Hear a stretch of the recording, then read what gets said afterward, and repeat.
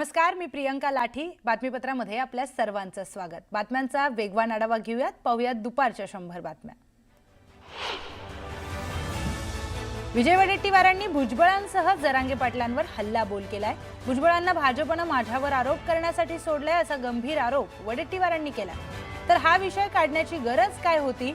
भुजबळांना माझ्या संदर्भात इतका संताप का वाटतो असा थेट सवाल वडेट्टीवारांनी विचारला.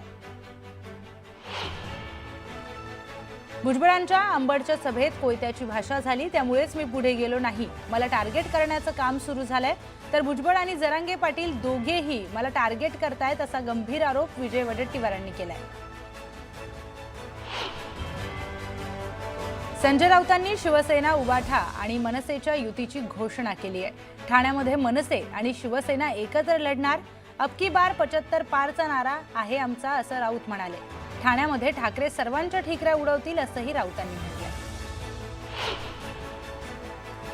ठाण्याचा विकास चप्पा चप्पा सर्वत्र दिसे, फक्त आणि फक्त भाजपा अशा आशयाचे बॅनर ठाण्यामध्ये लावण्यात आले. त्यामुळे ठाणे मनपा भाजप स्वबळावर लढणार असल्याची जोरदार चर्चा सुरू झाली आहे. ठाण्यामध्ये गेल्या 2 दिवसांपासून भाजपच्या मॅरेथॉन बैठका देखील पार पडतात. आपल्यापाशी काय नाही असं म्हणू नका, नाहीतर लोक तुमच्या जवळ येणार नाहीत. पूर्ण ताकदीनिशी उभं राहा. तुमच्यासाठी बँका खाली करून टाकू. आपल्या जवळ दादा आहेत असं वक्तव्य सहकार मंत्री बाबासाहेब पाटील यांनी केलंय.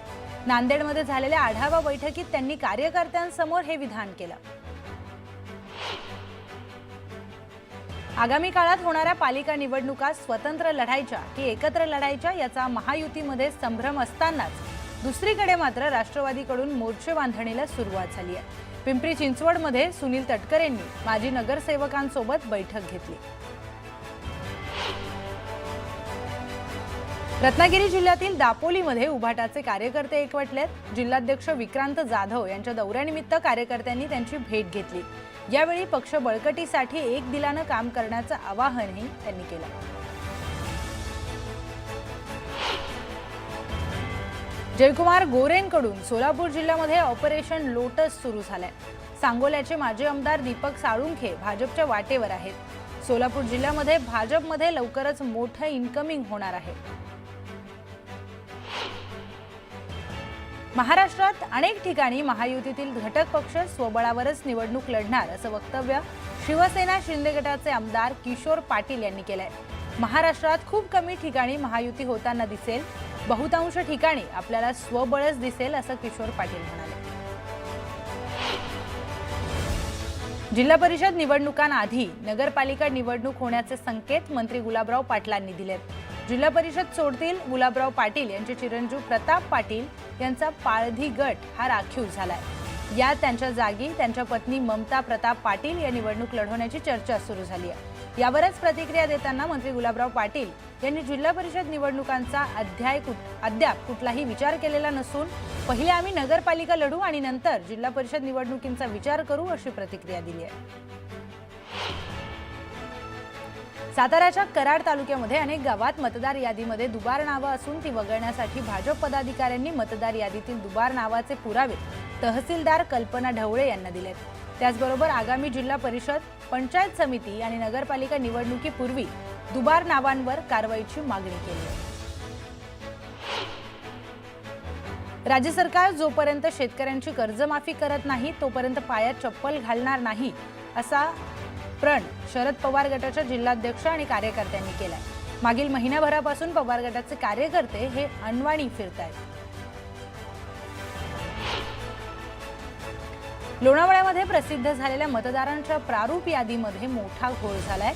याच्याच विरोधात शरद पवार गटाच्या कार्यकर्त्यांनी आंदोलन करत मतदार यादीची प्रतिकात्मक होळी केली आहे.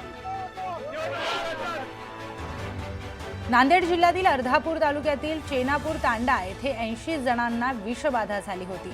त्याच प्रकरणी आता सर्वांनी ज्या विहिरीतून पाणी प्यायलं होतं त्याचे नमुने तपासणीसाठी प्रयोगशाळेत पाठवण्यात आले. आरोग्य विभागाकडून प्रत्येक घरामध्ये जाऊन तपासणी सुरू आहे.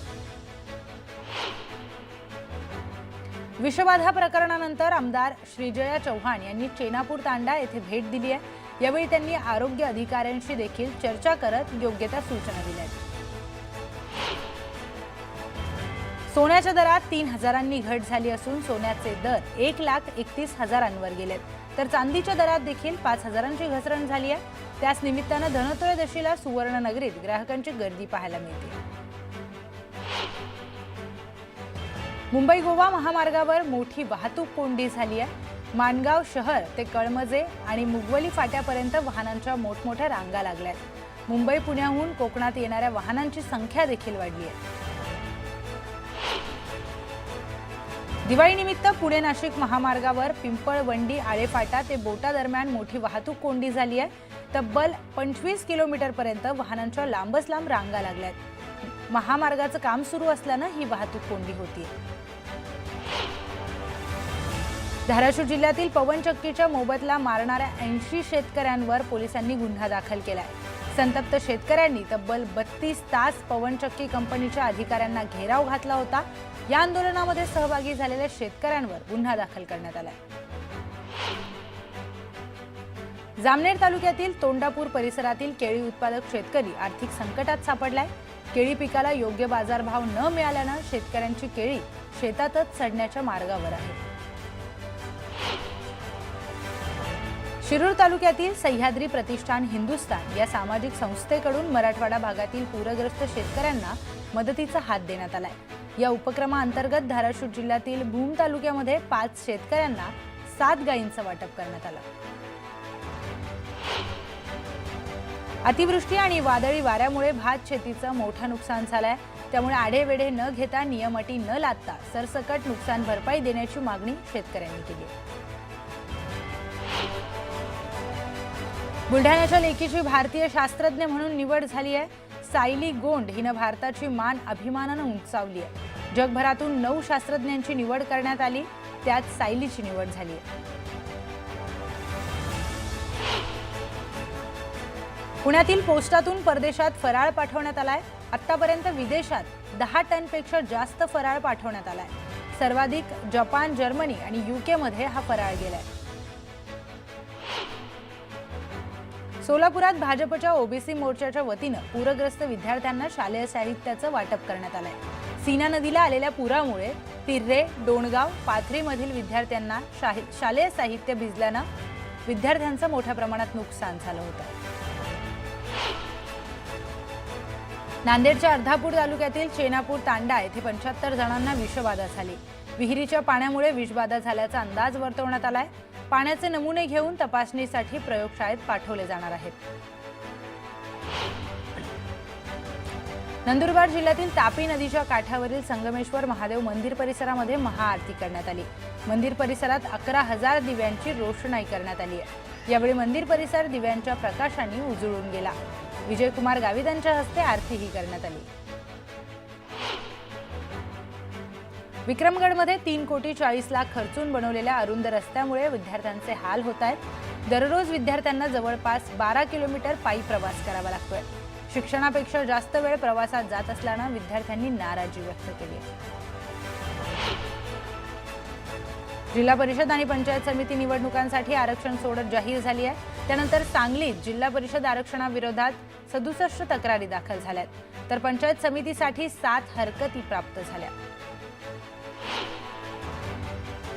मावळमधील बाजारपेठेत कोल्हापूर आणि सांगलीतून आलेल्या मातीच्या पणत्यांनी सर्वांचंच लक्ष वेधलंय. बाजारपेठेत पणत्यांचा झगमगाट दिसू लागलाय. पारंपरिक लाल पणत्यांना आजही पहिली पसंती पाहायला मिळते. दिवाळीच्या सुट्ट्यांनिमित्त होणारी गर्दी लक्षात घेता अक्कलकोटमधील स्वामी समर्थांचं मंदिर 20 तास खुलं राहणार आहे, तर गाणगापूर दत्तात्रय मंदिर हे 18 तास खुलं असणार आहे. सोलापुरात शेतकरी तानाजी पवार यांचं निधन झालं आणि त्यांच्या निधनानंतर त्यांचा पाळीव कुत्रा 9 दिवस स्मशानभूमीमध्ये थांबल्याचं पाहायला मिळालं. मोहोळ तालुक्यातील वडवळ गावामध्ये एका पाळीव कुत्र्याने दाखवलेली निष्ठा सर्वांच्याच मनाला भिडणारी ठरली. नंदुरबार कृषी उत्पन्न बाजार समितीमध्ये लाल ओल्या मिरचीची आवक वाढली आहे, मात्र योग्य भाव मिळत नसल्यानं शेतकरी हवालदिल झालाय. पावसानंतर रोगाचा प्रादुर्भाव झाल्यानं मिरचीचं उत्पन्न घटलंय. दिवाळीनिमित्त आठवडाभर लासलगाव, मनमाडसह नाशिक जिल्ह्यातील बहुतांश बाजार समित्या बंद राहणार आहेत. त्यामुळे तब्बल 8 दिवस कांद्यांसह सर्वच लिलाव ठप्प राहणार आहेत. लिलाव बंद झाल्याने शेतकऱ्यांची मात्र मोठी गैरसोय होतीये. गोंदिया जिल्ह्यात झालेल्या परतीच्या पावसामुळे तब्बल 2309 हेक्टरमधील पिकांना फटका बसलाय. त्यामुळे 6398 शेतकरी बाधित झाले असून त्यांनी 3,50,00,000ची मागणी केली आहे. कोकणात परतीच्या पावसाने पुन्हा एकदा शेती संकटात सापडली आहे. परतीच्या पावसाने कोकणातील शेतकऱ्यांचं कंबरडं मोडलंय, तर महिनोमहिने कष्ट करून पिकवलेलं पीक आता कुजायला लागलंय. त्यामुळे कोकणातील शेतकऱ्यांसाठी कोणी पाऊल का उचलत नाही असा सवाल शेतकऱ्यांनी विचारलाय. पुण्यात राज्यस्तरीय रब्बी हंगाम नियोजन आढावा बैठक कृषी मंत्री दत्तात्रय भरणे यांच्या उपस्थितीमध्ये पार पडली. रब्बीचं वाढतं क्षेत्र लक्षात घेऊन आतापासूनच बियाणं, खतं, निविष्ठा याचं नियोजन करण्यात येणार आहे.